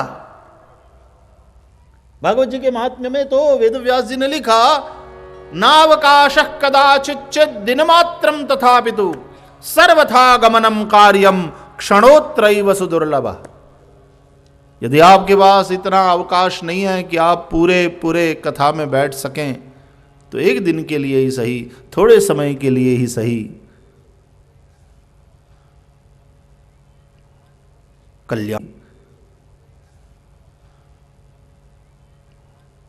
कल्याण करेगी ये कथा।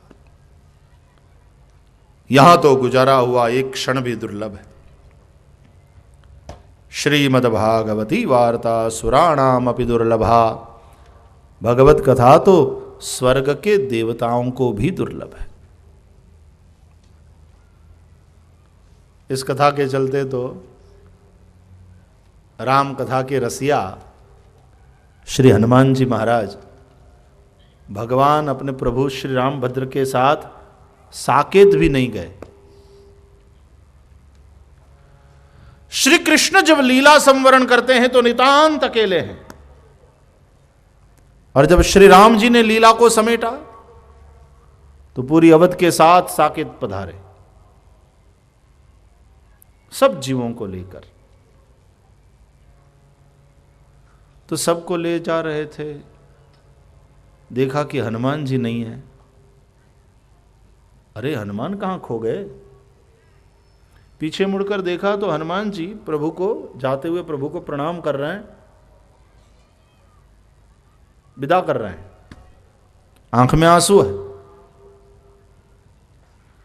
तो प्रभु ने बुलाया कि भाई आओ तुम भी चलो, एक एक जीव को ले जा रहा हूं और तुम तो मेरे परम सेवक हो, चलो। तो हनुमान जी ने भगवान से प्रार्थना करी कि प्रभु इस सेवक को आप, इस दास को आज्ञा दीजिए मैं यहीं पर रहूं। क्यों मेरे साथ नहीं चलोगे साकेत? बोले मैं यहीं रहना चाहता हूं, आप आज्ञा दें। क्यों? तो हनुमान जी ने पूछा कि क्या वहां कथा मिलेगी, कथा होगी? तो भगवान बोले हम होंगे ना। बड़े लोग डायरेक्ट क्वेश्चन का डायरेक्ट आंसर जब नहीं दे पाते तो गोल गोल बात करते हैं, घुमा फिरा के।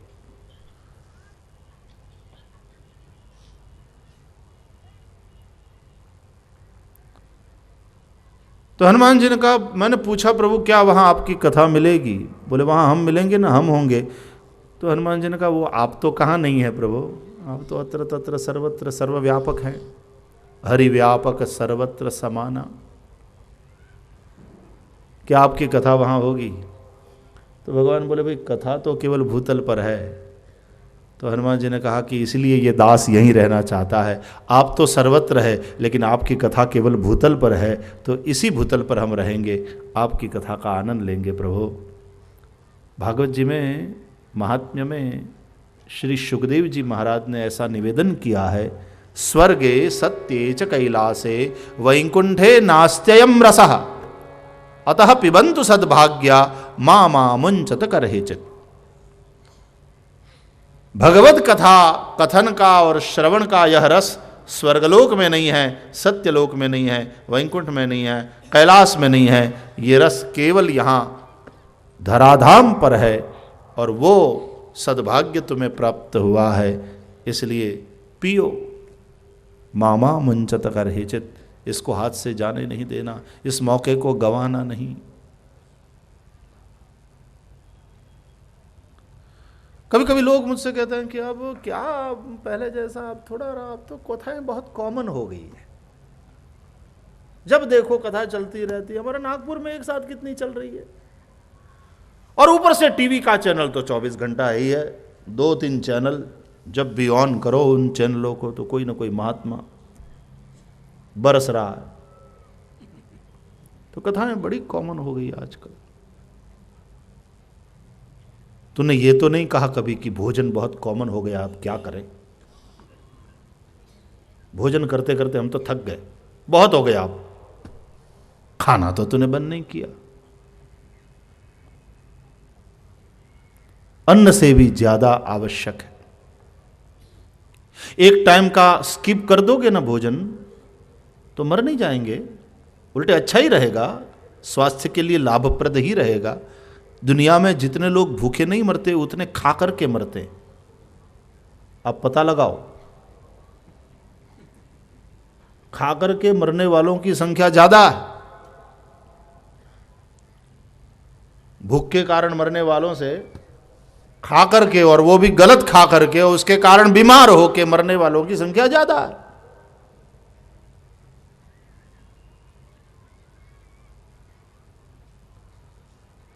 कहीं अपोषण या कुपोषण के कारण कोई गरीब मर गया हो तो हमारे विरोध पक्ष के लोग, हमारे मीडिया वाले मित्र इतना उसको प्रकट करेंगे और सरकार के ऊपर टूट पड़ेंगे। और है यही उनका काम है, वो पूरी निष्ठा के साथ कर रहे हैं कि राष्ट्र में या राज्य में एक भी आदमी यदि पोषण के अभाव में मरता है तो यह शासक अपने कर्तव्य से कहीं ना कहीं च्युत हो रहा है। जो सरकार टैक्स लेती है उस सरकार का ये दायित्व बन जाता है, ये उसकी जिम्मेदारी है कि कोई कुपोषण के कारण, अपोषण के कारण मरे नहीं।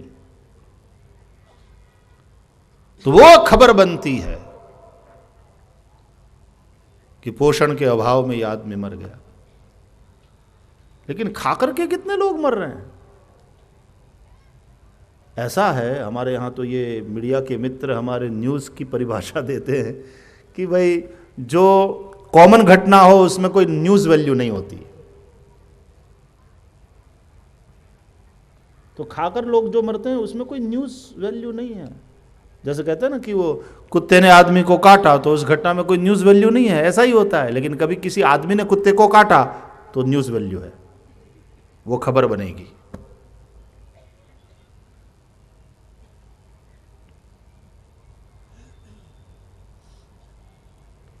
एक जगह हमने वर्तमान पत्र में खबर पढ़ी, एक प्रामाणिक कंडक्टर ने, बस कंडक्टर ने, एसटी के कंडक्टर ने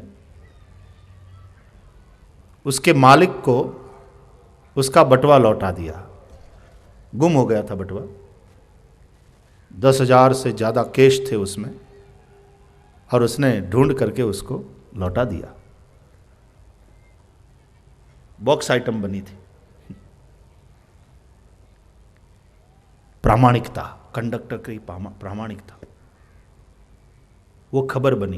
क्यों? क्योंकि प्रामाणिकता कॉमन नहीं है, and that is why it has news value. अब प्रामाणिकता कॉमन हो गई है, इसका सीधा साधा मतलब तो यही निकला कि अब प्रामाणिकता कॉमन चीज हो गई है। यहां पग पग पर आदमी अप्रामाणिक है, बेईमान है, अनीति करता है, लेकिन उसमें यदि कोई एक प्रामाणिकता की मिसाल पेश करता है तो वो न्यूज बन जाती, वो खबर बन जाती। इसके मायने क्या निकले कि हम कितने गिरते जा रहे हैं, मूल्य कितने खत्म होते जा रहे हैं, पता है?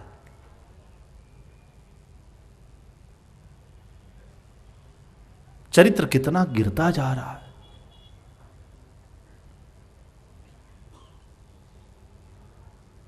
और फिर लोग हमारे ऊपर टूट पड़ते हैं। तो फिर आप लोग इतनी कथाएं करते हो, फिर भी यही दशा है। क्या किया आप लोगों की कथा ने? मैं झूठा बचाव तो नहीं करना चाहता अपना, यानी धर्म गुरुओं का, लेकिन इतना तो थोड़ा कह सकता हूं कि कथाएं लड़ रही हैं तब इतना हो रहा है। यदि कथाएं होती ही नहीं बिल्कुल तो कितना और पतन होता। थोड़ा बहुत जो बचा खुचा मिल रहा है कोई प्रामाणिक, तो उसका कारण है धर्म, उसका कारण है सत्संग। मैं ऐसा नहीं कर सकता, मेरे गुरु को गाली पड़ेगी, हम ऐसा नहीं कर सकते, हमारे ठाकुर नाराज हो जाएंगे। ये विचार जिसके मन में है वो गलत काम नहीं करेगा। कथा सत्संग धर्म के माध्यम से कम झूठ झूठ है ये भी आदमी स्वीकार कर ले तो अपने आप में ये भी एक बड़ी उपलब्धि है। लेकिन झूठ को ही सत्य मान लेगा जब समाज, झूठ को ही सत्य समझ लेगा, तब तो उस झूठ से बचने का कोई उपाय नहीं रह जाता।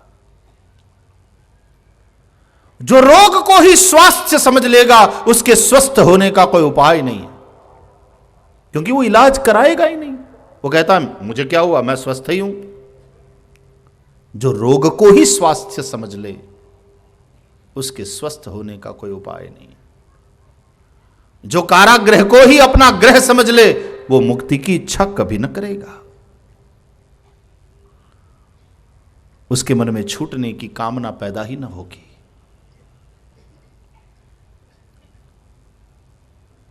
इसलिए कम से कम सत्संग के द्वारा ये विवेक तो होता है कि ये झूठ है और ये सत्य, ये सही है, ये गलत।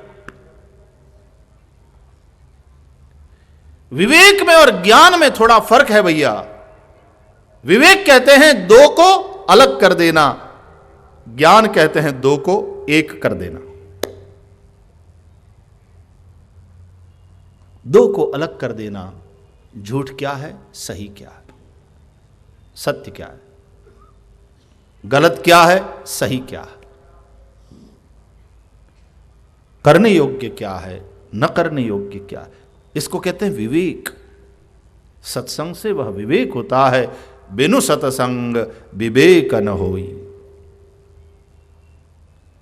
ज्ञान किसको कहते हैं? दो को एक कर देना, जीव और शिव, आत्मा और परमात्मा को एक कर दे, ज्ञान। जीवो ब्रह्मैव नापरः, यह अनुभूति हो जाए, यही ज्ञान है। तो विवेक में और ज्ञान में यह फर्क है। तो ये झूठ झूठ है। इतना भी विवेक का प्रकाश व्यक्ति के मन में, बुद्धि में, सत्संग के माध्यम से जब होता है तो कम से कम जब वो गलत काम कर रहा है तो उसके मन में थोड़ा तो ये रहता है कि मैं गलत कर रहा हूं, और वो चीज एक न एक दिन उसको उस गलत काम करने से छुड़ाएगी, ऐसी संभावना बनी रहती है। नहीं तो वो संभावना भी समाप्त हो जाएगी।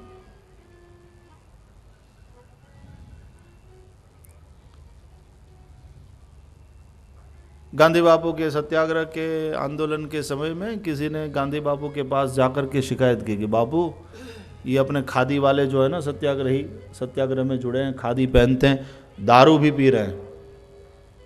आजकल दारू भी पीने लगे हैं ये लोग,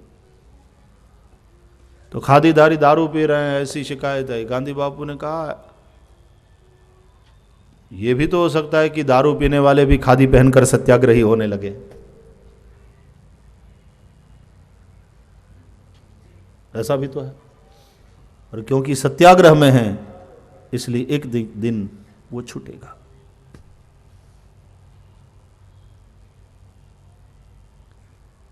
यहां तक आ गया है, खादी पहन रहा है।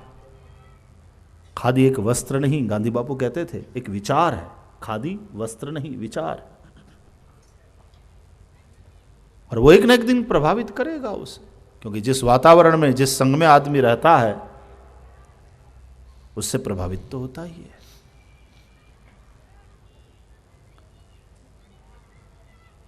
एहि कलिकाल न साधन दूजा, जोग यज्ञ जप तप व्रत पूजा, राम ही सुमिरिय गाय राम ही, संतत सुनिय राम गुण ग्राम ही। कथा तो इसलिए है भैया कि लंका में सोया हुआ एक विभीषण जाग जाए और राम की शरण तक पहुंच जाए। हनुमान जी गए लंका तो विभीषण सोए थे। लंका निशिचरों की नगरी है, लेकिन उसमें कहीं कोई सज्जन विभीषण सोया हुआ मिल जाएगा।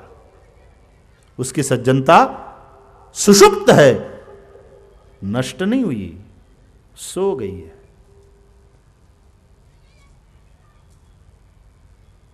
सोई हुई सज्जनता जाग जाए कथा के माध्यम से,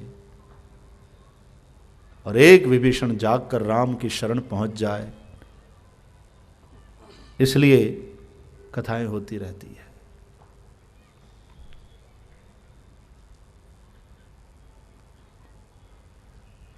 कौरव 100 थे, पांडव 5। ये केवल महाभारत कालीन सत्य नहीं है, ये आज का भी सत्य है।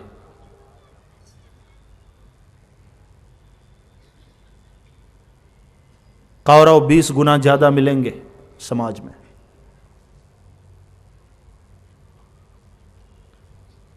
पांच ही सही, लेकिन पांडव है तो यही बड़ा आश्वासन है। और विजय पांडवों की ही है।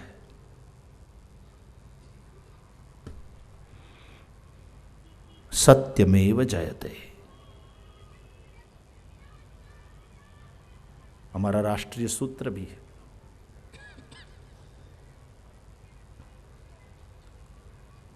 राष्ट्रीय प्राणी है, राष्ट्रध्वज है, राष्ट्रपति है, राष्ट्र चिन्ह है, राष्ट्रीय पक्षी है, राष्ट्र सूत्र है, राष्ट्र ग्रंथ कोई नहीं। बीच में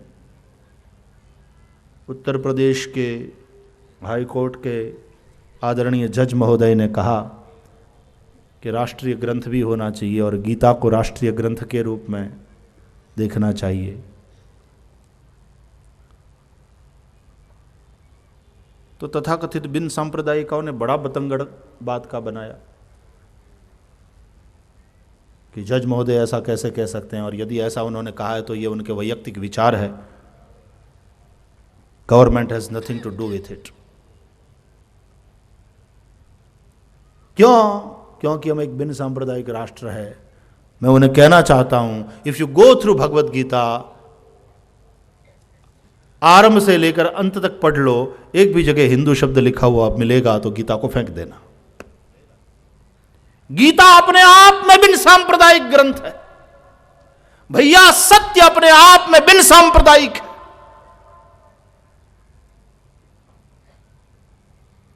तुम किस बिन सांप्रदायिकता की बात कर रहे हो?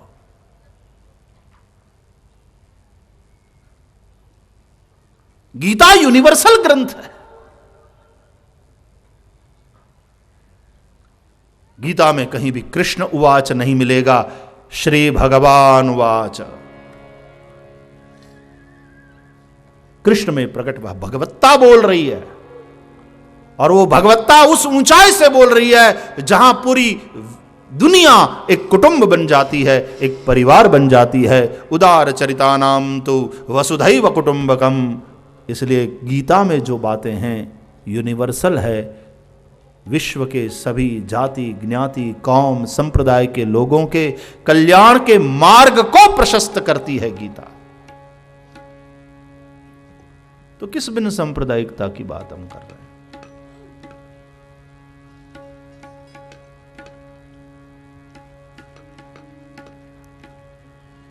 तो एक राष्ट्र ग्रंथ हो, और वो ऐसा ग्रंथ हो जो सबके कल्याण की बात कर रहा हो।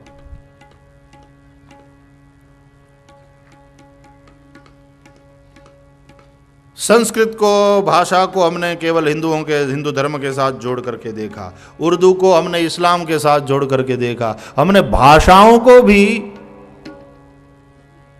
सांप्रदायिक रंग से रंग दिया है।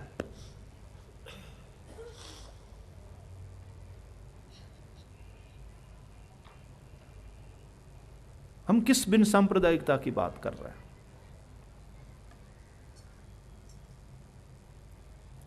बिन सांप्रदायिकता की कोई आत्मा है तो गीता है।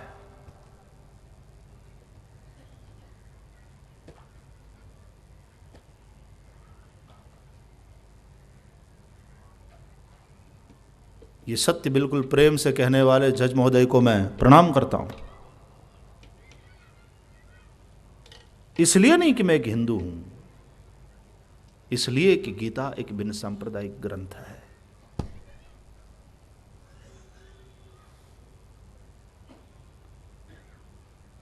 जो भी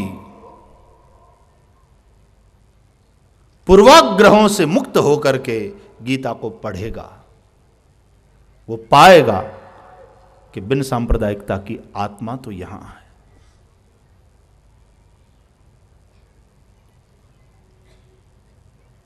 इस राष्ट्र के अध्यात्म की ऊंचाई पर बैठे हुए ऋषियों ने जो बातें कही हैं, प्राय वे सब बातें बिन सांप्रदायिक है। ये कहने वाले ऋषि कि एकम सत विप्रा बहुधा वदंती, वो सत्य एक ही है। विवेकी पुरुष उन्हें भिन्न भिन्न नाम से पुकारते हैं। कोई अल्लाह कहता है, कोई ईश्वर, कोई गॉड, कोई वाहेगुरु, क्या फर्क पड़ता है। और उसी बात को हमारे राष्ट्र संत श्री टुकड़ो जी महाराज ने अपने शब्दों में कहा, हर देश में तू, हर वेश में तू, हर देश में तू, हर वेश में तू, तेरे नाम अनेक तू एक ही है, तेरे नाम अनेक तू एक ही है। तेरे रंग भूमि विश्व बना, तेरे रंग भूमि यह विश्व भरा, हर देश में तू, हर देश में तू। सागर से उठा बादल बनकर, सागर से उठा बादल बनकर, बादल से फटा बरखा बनकर, बादल से फटा बरखा बनकर, फिर नहर बना नदियां गहरी, फिर नहर बना नदियां गहरी, तेरे भिन्न प्रकार तू एक ही है, तेरे भिन्न प्रकार तू एक है, तेरे नाम अनेक तू एक ही है, तेरे नाम अनेक तू एक ही है।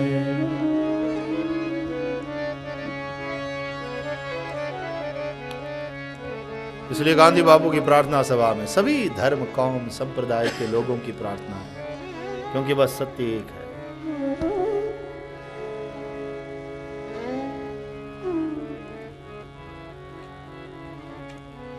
एकम सत विप्रा बहुधा वदन्ति,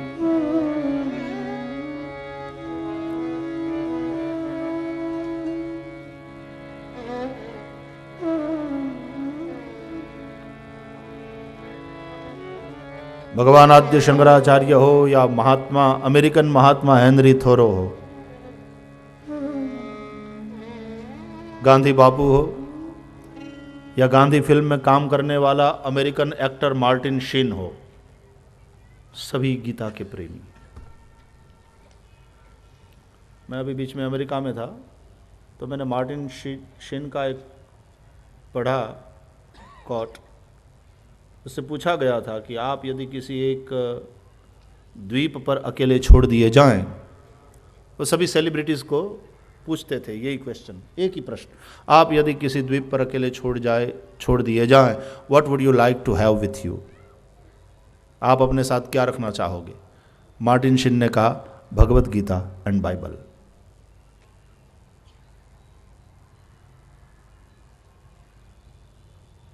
मार्टिन शीन वो कलाकार जिन्होंने गांधी फिल्म में पत्रकार का पात्र किया।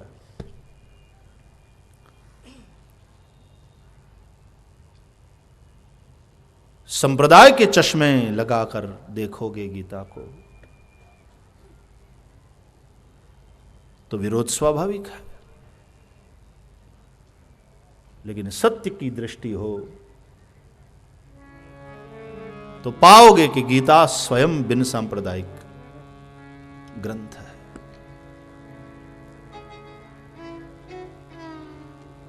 अद्भुत है। हमारे वेदों में तो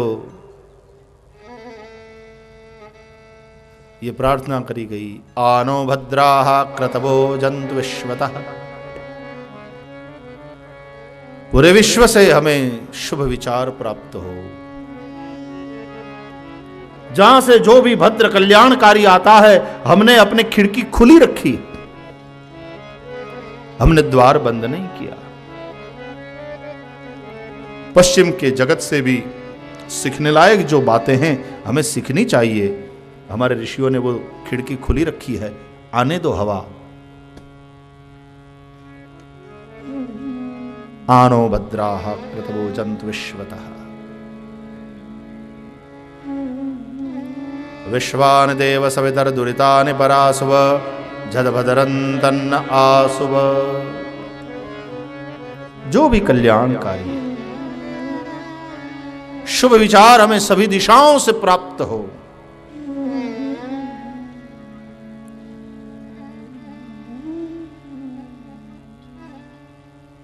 इस लड़ाई में मत फंसो।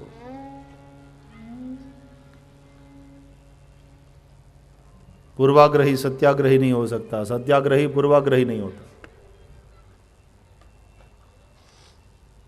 हमारे अंदर तो इतने पूर्वाग्रह भरे हुए हैं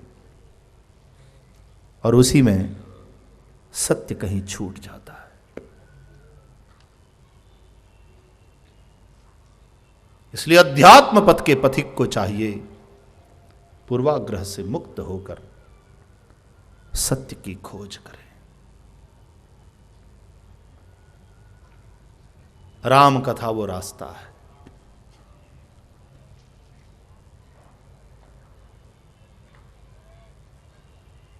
तो यह केवल इतिहास का चित्र नहीं है, यह तो हमारे वर्तमान का दर्शन कराने वाला दर्पण है। राम कथा शुद्धि के लिए है।